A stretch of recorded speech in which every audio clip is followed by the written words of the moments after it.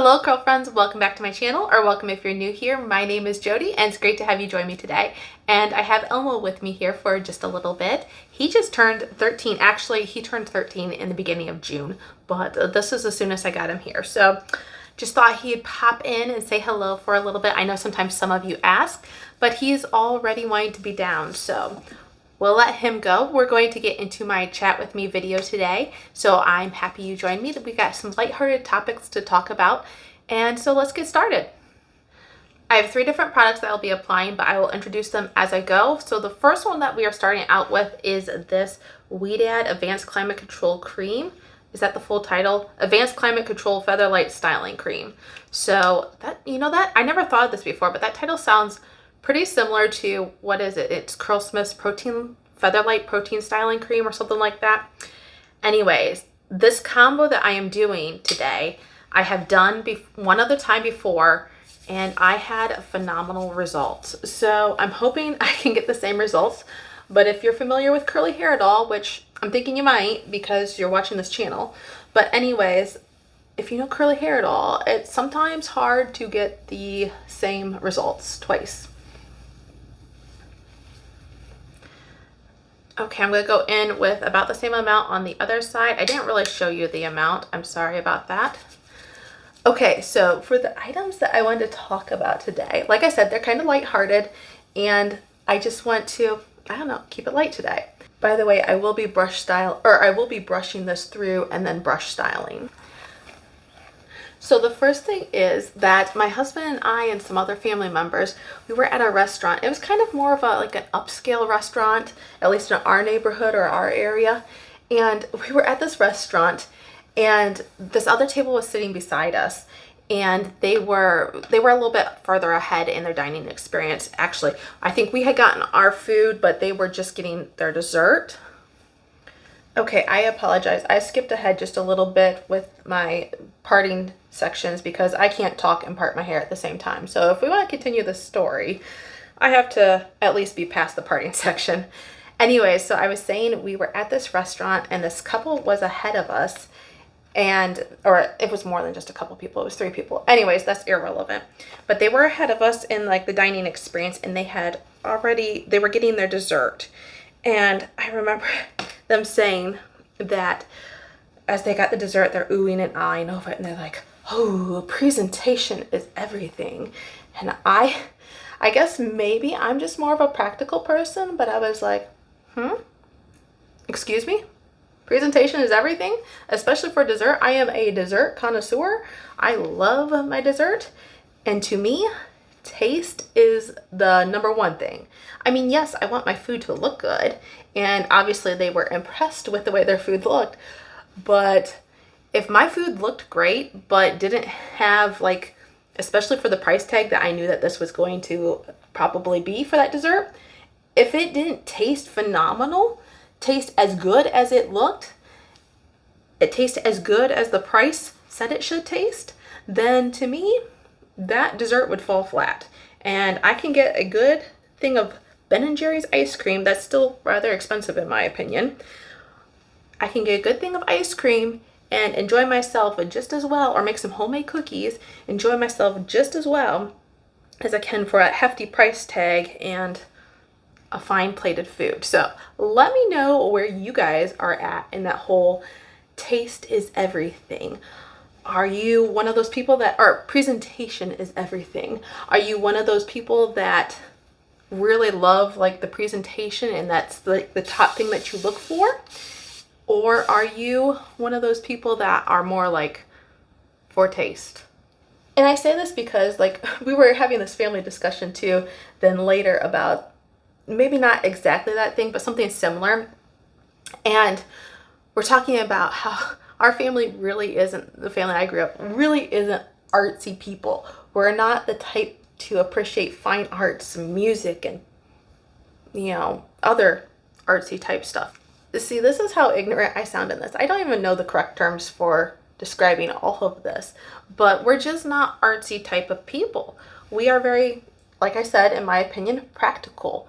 We do what it takes to make a living. We do what it takes. I mean, even when conditions are not ideal, I've said before that I grew up in a farming family. So, you know, you gotta do stuff even when you don't always want to, even when the weather isn't perfect. You know, you just have to get out and do stuff because no one's gonna be there to pick up your slack if you don't. And that's how you provide for yourself, is because you do it even when you don't want to, if that makes any sense. And I know there are other people, lots of other people that aren't from a farming background, maybe have a very different background than mine, that are very similar. But we also blame it on, or not really, I don't think blame is the right word, but we also attribute a lot of it to like just German heritage. Like I feel like Germans were well known for, you know, coming to a area that was unestablished at that time. They homesteaded a lot of the Midwest, and so that's what I am, like I said, attributing it to. I don't know why I took out that other hair clippy. I did not want to do that. Now, don't get me wrong. There are plenty of Germans who are artsy. What is it, like Beethoven? Was he German? Bach? That sounds like a German name. I mean, they're known for composing music and everything like that, but my family did not get that gene. Okay, I have this clock here that I had to wait on. It's a beautiful clock. We got it as a wedding gift, but it makes chiming noises that can be picked up by my microphone. So I usually have to wait when that's chiming before I carry on with my conversation. Anyways, my family has more than just German heritage. We have quite a mix. You know, we're regular American mutts here, as I like to call it. I'd love to hear where your heritage is from. I always find that interesting, just learning about other people's heritage and all that stuff. So leave a comment below letting me know if you're comfortable with that, or letting us know, you know, just what some of your heritage is, and maybe if you attribute any of your current, what should I call it, idiosyncrasies or current temperaments or current lifestyle to your heritage. My husband is from India originally, but he didn't live in India much of his life. He actually lived in Tanzania for a good portion of his life. And so, you know, it's just speaking of like he calls them idiosyncrasies. That's where he came up, or that's where I come to use the term. He just uses that for, you know, the way he is. But I see a lot of British influence in him. I'm not as familiar with like the Indian heritage. I mean, I go on what he tells me, but I do see definitely a lot of that stereotypical British influence, which was actually definitely had a major role in the area which he grew up in at the time. So that's just another interesting fact. Just another, like I said, I love to hear about people's heritage and how it functions in their everyday life. Okay, I'm going to finish up with this brush styling, which won't take me long. I'm just going to scrunch a little bit after this, and then we'll apply the gel. I'll introduce that to you. Actually, I'm going to be done pretty much by the time I complete my topic of conversation. So I'm going to introduce the gel to you here in a second, and then I'll move on to my next topic. All right, I did try to lightly part my hair but not disturb the curl clumps, but the next product that we're going in with is the AG Liquid Effects Gel. And I did a video on some newer AG products that I had gotten in the springtime. And then I also did a reel of this, pairing this with the AG Curl Fresh Definer. And I really love my results for that. But now we're in the full heat and humidity of summer. And so, like I said, I've tried this one other time before, this whole combo. I have one other product yet to introduce to you, but I really love my results. I got lots of compliments on it, so hopefully this holds up. I didn't take measurements when I applied products back then. I just don't, but I do want to be sure to go in with enough gel to hold in the summer heat and humidity. And I think I might go in with just a little bit more because this gel is very thin. So it applies well, but I feel like it all went up there. So let me do the other side on the top like that. Just try to mimic the same thing.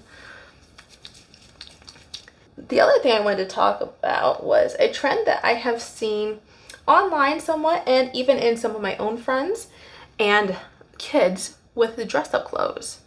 All right, that's the amount I'm going in with. Again, I'm going to try to get this on both sides here. But anyways, kids with dress-up clothes these days, oh my goodness, they're very extravagant. I know people with daughters, like I said, online, and some of my friends here, and they have like all these Disney princesses dress-up outfits, and I'm just like, whoa, like they have more than one. My one friend, I think she has, what does she have? She has Belle, she has Snow White, she has the Frozen Elsa or Anna, I don't know, but she has more than just those that I've named. And like I said, other online influencers, their children have tons of these Disney dress up outfits, and I just didn't have that when I was growing up. It's not that I don't think they didn't exist. They might have. I didn't know about them, so I'm not 100% sure. I'll pop up a picture over here of my dress up outfit. It was just an oversized dress, a plaid purple and white dress. And I'm not even sure where I got it or my parents got it. It might have been hand-me-down from like my grandparents. Might have been something they picked up at a garage sale, or some family member picked up at a garage sale. I don't know. But I loved it. I thought I looked regal and beautiful and all of that. And I played hard in that dress. Quick interruption for the next product that we're going in with. It is the Flora and Curl Volumizing Foam. So I'm going to flip upside down to apply this. We're going in with, I think, about 3 pumps. We'll see if we need any more than that. But anyways, in regards to my dress up outfit, I didn't, my standards were a lot different than kids today or parents today of their children's dress up. But as a kid, you don't know what you don't know, and it didn't hurt me at all. I will say, when I was really young, my grandma, she was a very tiny lady when she got married, very skinny, and she was a tall lady but skinny, and she had this beautiful wedding dress. It was like a knee length to her, but when I was young and could fit in that dress still around the waist, I forget what her waist size was, but it was ridiculously small, and I could still fit in the dress as a young child, and that dress was floor length to me. She let us grandkids play in her wedding dress. Granted, we were careful, but she let us play in it, and it felt like a ball gown dress to us. We loved playing in her wedding dress. Okay, I have my wet plop on. I have a disposable shower cap and my reusable shower cap. And I just like to do this to let the product stay on my hair longer and just soak in a little bit more. I will say that I feel like my hair maybe this time when I applied these 3 products wasn't quite as wet as the first time. I feel like when I was scrunching in the mousse the first time, I could hear the squish, when you got a lot of water in your hair and product. So I might get different results, but we're just gonna see what we have. And like I said, I know I loved my results the first time, so we'll see what we get this time. All right, curl friends, I am back with my hair fully diffused and styled, and let's take a look at these fantastic results. So here is a closer look.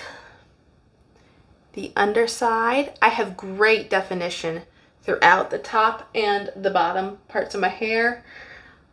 I have good shine, I have a great volume, and let me show you the back of my hair.